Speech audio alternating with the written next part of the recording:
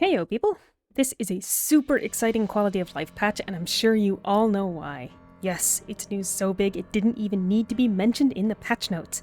That's right, the subterranean lurkers of the prison forest have risen. No longer do they hide in the ground, only popping up when disturbed. They roam the land. Their time is now! I'm not kidding. When I saw that, I was like, yes, we love this! I suspect that this change was already in the pipeline from the Taiwan server, but it's a welcome one. And I hope this is an indicator that they recognize that underground mobs are hated. Maybe there's even a modicum of hope that we might see them adjusted in older dungeons as well, or at least not see them going forward. And I know I should stop going on about this, but just a bit more. I was running in Titan's Root on Scrub in the livestream on Valentine's Day, and I noticed that the mushrooms that hide underground there are much less annoying than the modern underground mobs. I think people wouldn't dislike them so much if they just popped up that fast everywhere. Anyway, I digress. Let's get to what happened this week, shall we? All that fun on patch day. For 24 hours, the auction house was unusable, the gold transfer system was locked to only S30+, and all NPCs the game over had their dialogue swapped around. I didn't think to get any footage of it, but it was a real pain in the Bond dungeon at Dawn Passage, and Plague Bond must have been impossible. Muscle memory got us through Dawn, but heaven help any new player that decided to try Aura Kingdom on that day. On one hand, it's really surprising this got pushed to the live server. On the other, in what other game can you experience this kind of chaos? This patch was actually supposed to focus on the Vault of Eternity expansion, adding floors 10 and 11, but even that wasn't immune to the buggy patch. On the first day, none of the expected floor debuffs were implemented. We got together a scrappy party and struggled up to 9, barely beat it, then absolutely steamrolled the new floors. It was fixed in the emergency maintenance on Friday morning. So, the mechanics on floor 10 and 11 are identical to the solo modes. For floor 10, you will first fight Flakya in human form, staying inside the storm circle.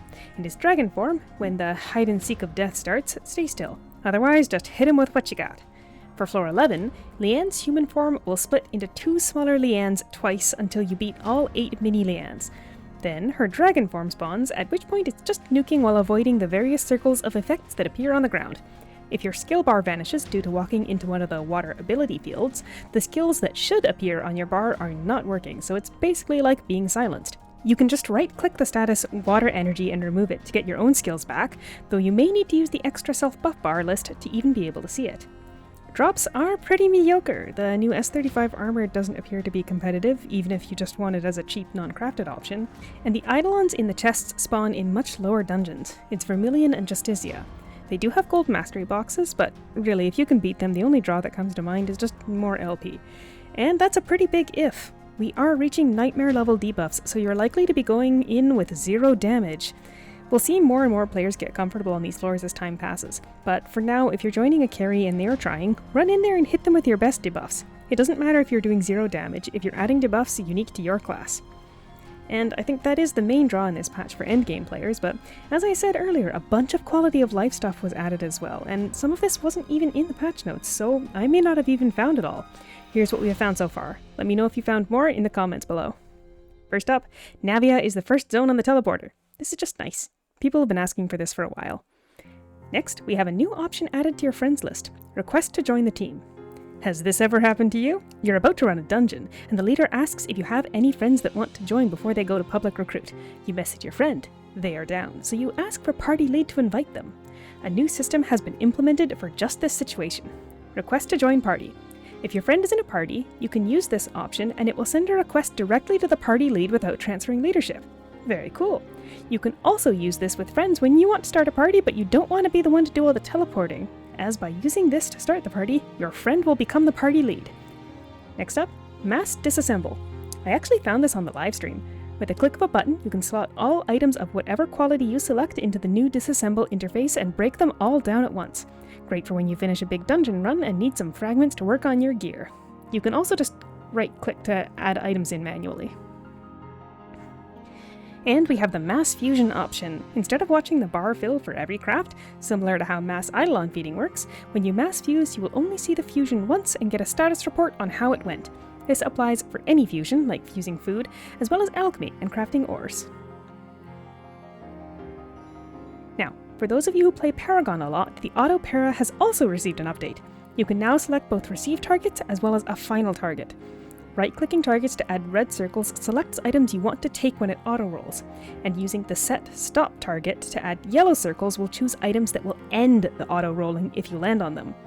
It will stop auto-rolling as soon as you get any single yellow marked item, even if you have more rolls queued.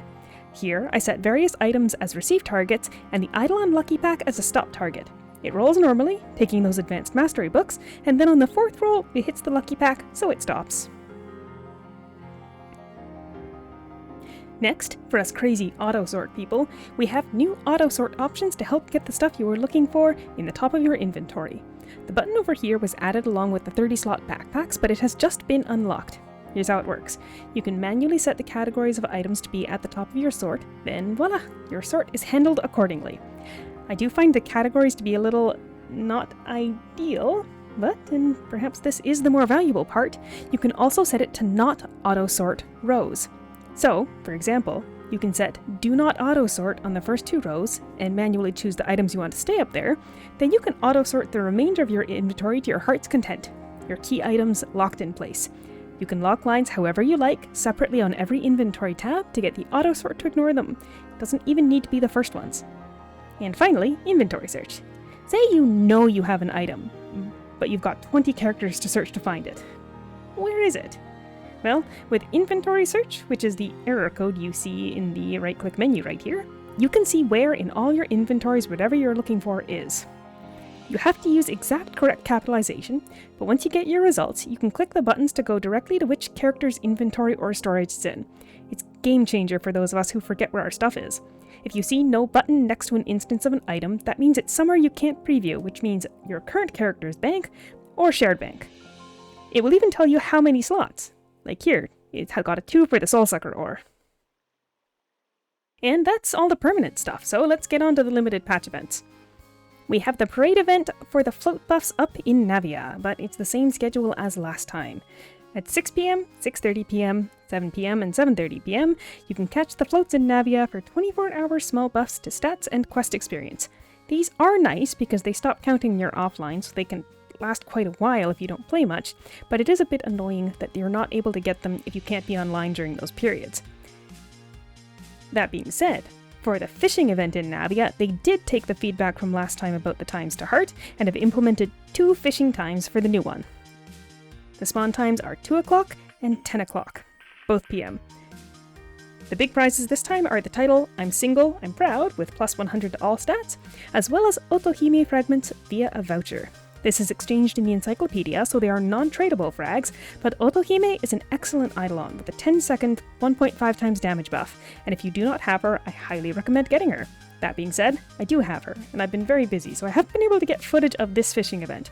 It should be the same spot as last time, so I'm just reusing some old footage here. Any level 70 king fishing bait will work. If you're not up on fishing, we have the Valentines Day event in Crescent Hill. Starting with the rewards, we have plenty of archivable furniture, including new art for your walls, and all the old heart sunglasses and face-equipped chocolates. But the new costume piece, face-equipped marshmallow, is not archivable. Anyway, nothing too tricky here. For the first part, use the skills in order. For the second part, right-click the chocolates to auto-path to the NPCs to give them. And for the third part, right-click the hammer to find the imp you need to beat down to finish this off. And lastly for timed events, we have the double experience on for the Mirabelle solo quests. These are the solo dungeon run daily quests she gives you up to level S24. If you're on the grind, don't skip them. Now, 2 final notes. There was a bug for the main quest of Poisonous Mist Prison Forest, where if you were disconnected or left the secret intel library instance, you would be unable to get back in, even if you talk to the NPC Nikki, who has the option to let you in. That is fixed. You can now get back in by talking to Nikki. And the auction house bug that I mentioned at the start has been fixed, but the notes mentioned there may be a 3 to 5 minute delay on the listings updating in the auction house itself. I have personally not had an issue where I tried to buy something but it was actually already sold, and the items I've bought this week were arriving right away. But I did have a friend that ran into a delay issue. They tried to buy some frags, it didn't work, so they tried again, and then they realized it took their gold twice. After a couple of minutes, their purchased Gaia frags as well as the extra gold were both mailed back to them when it updated. So don't fret if there's a bit of a delay, but if after 5 minutes you still have no item or gold mailed to you, then it's time for a ticket. Right, that was way longer than normal, but it's a big patch and there was a lot to explain. Thanks for stopping by, and we'll catch you next time.